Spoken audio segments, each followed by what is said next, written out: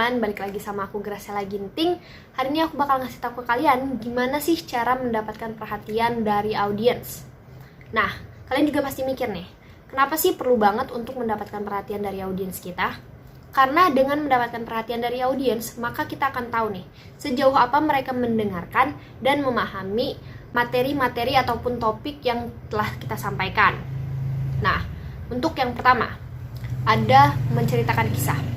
Kenapa sih kita harus menceritakan kisah pada awal kita memberikan materi kita? Karena dengan menceritakan kisah, para audiens kita juga akan merasa terkonek dengan hal-hal yang telah kita alami. Mereka juga secara tidak sadar akan mulai mendengarkan materi-materi yang berhubungan dengan pengalaman-pengalaman kita. Seperti contoh, apabila kalian diberikan amanat untuk memberikan pidato saat acara kelulusan, kalian dapat memberikan cerita-cerita mengharukan ataupun pengalaman-pengalaman seru lainnya agar penonton bisa terbawa dalam emosi mendengarkan cerita kalian dan mereka secara tidak langsung akan mendengarkan materi yang kalian bawakan dari awal hingga akhir. Untuk yang kedua, kita punya humor.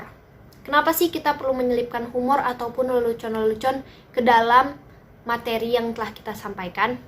Karena dengan memberikan lelucon, para penonton juga dapat merasa lebih santai dan tidak terlalu tegang saat kita memberikan materi-materi yang sudah kita siapkan. Dengan cara memberikan lelucon juga kita dapat berinteraksi secara lebih luas kepada penonton kita. Kita juga lebih mendapatkan perhatian mereka karena secara tidak sadar juga mereka akan menunggu untuk lelucon-lelucon lainnya saat kita membawakan materi. Sehingga mereka akan mendengarkan materi-materi kita dari awal hingga akhir.